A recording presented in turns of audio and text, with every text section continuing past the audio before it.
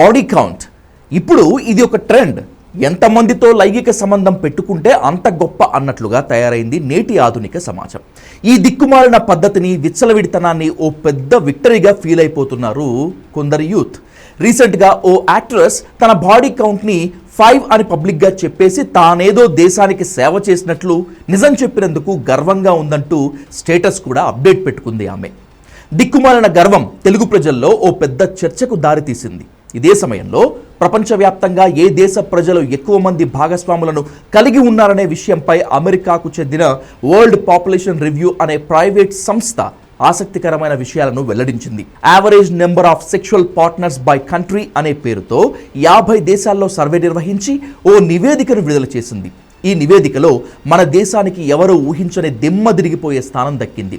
ఈ నివేదిక ప్రకారం ప్రపంచవ్యాప్తంగా ఒక వ్యక్తికి సగటున 9 మంది లైంగిక భాగస్వాములు ఉంటున్నారు. సగటున 14.5 మందితో టర్కీ ఈ జాబితాలో టాప్ ప్లేస్లో నిలిచింది.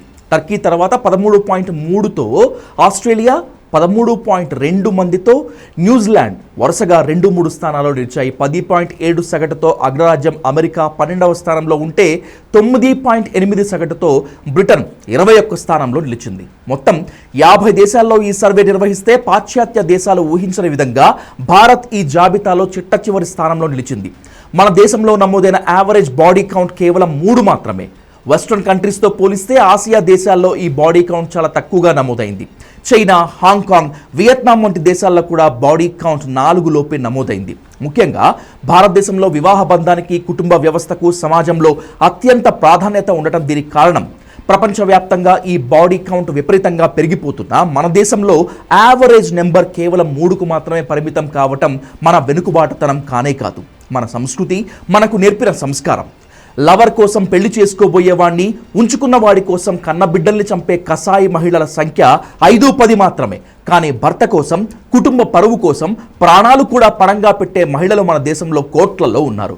వాళ్లే ఈ దేశానికి అసలు సిసలైన గౌరవం. ఇది మన దేశ సాంప్రదాయాలకు నిదర్శనం. పవిత్రతకు ప్రాణ సమానమైన స్థాయినిచ్చి వివాహ బంధానికి పెద్దపీట వేసిన మన దేశ మహిళల గొప్పతనం. అలాంటి మహిళల వల్లే ప్రపంచ దేశాల ముందు మన దేశం సగౌరవంగా తలెత్తుకొని నిలబడింది. పాశ్చాత్య పోకడల తుఫానులు ఎన్ని వచ్చినా మన విలువల పునాదులు చెక్కు చెదరబోదు అనేందుకు ఈ లెక్కలే నిదర్శనం.